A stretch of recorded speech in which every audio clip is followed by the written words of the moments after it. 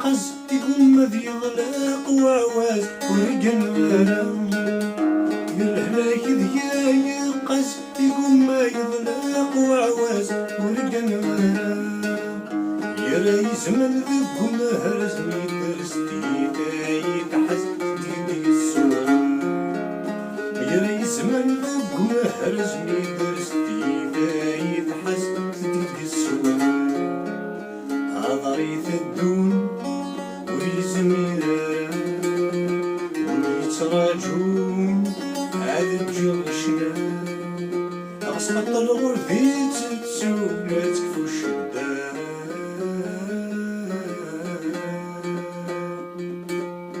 مرحصي غادا فرق جوك ميلي بريدة عكواز ويترا مرحصي غادا فرق جوك ميلي بريدة عكواز ويترا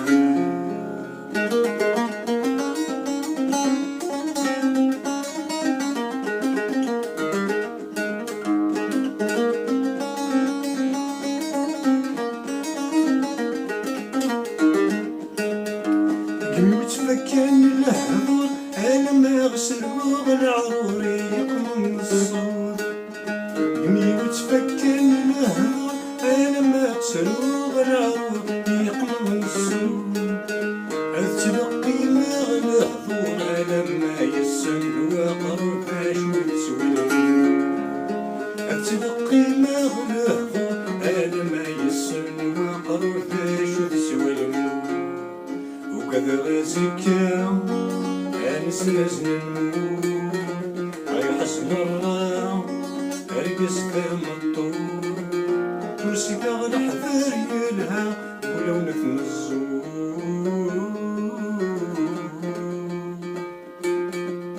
في اللي ما تجيب وسع وذلي راوسكا غيبان غتفور يلي ما تجيب وسع وذلي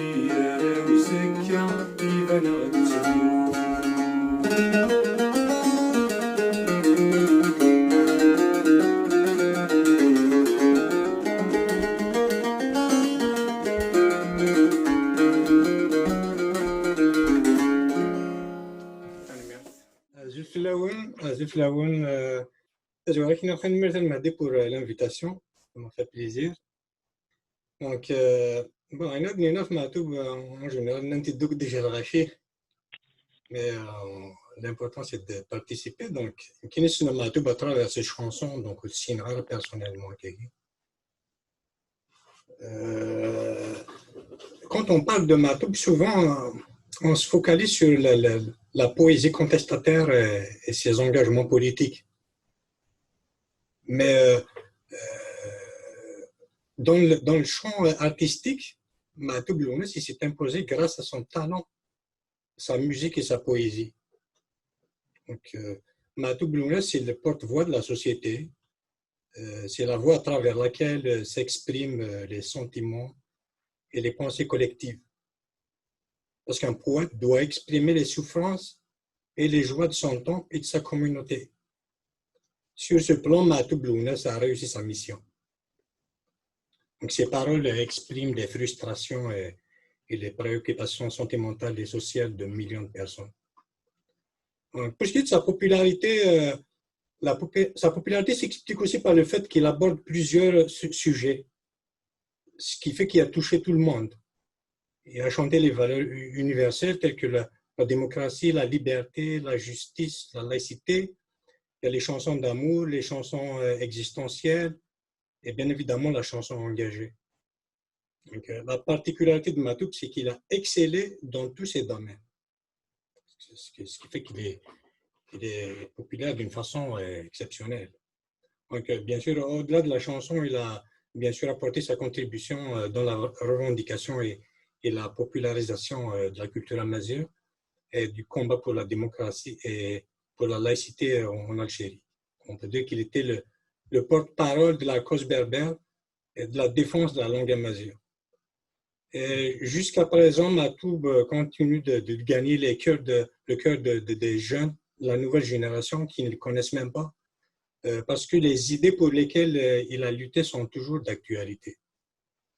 دونك داكي ساعه في الدنيا غادي يرحم ربي تنمرتمون تلميذ مخرنت ايما عمر ما حال نسقوقيوا شويه باسكو ماشي نو دونك سفراكي قاس موحندي والي تني تيديش كان دونك اون سون نو ثموسني دوين يلهان يساد زوخن الغاشي سقولة ندرا فنان ورنا القدرس يولي القديشيس ذاين يصفان ذاي مدي فغيتيلي غاس فلاس السنين عدان مازال تيد نتمكتي لغايفي ويدي تينغان يزمنت مسكين ذي المزي اتشاهدن ويدي زدي شفان أندا دان وسانني ذي السنين يسقر ذي شوال يزضا شناس ضاوي ارتجماتي السوال يسدوكلا كل غاشي دونك محندي والد حد على فلاك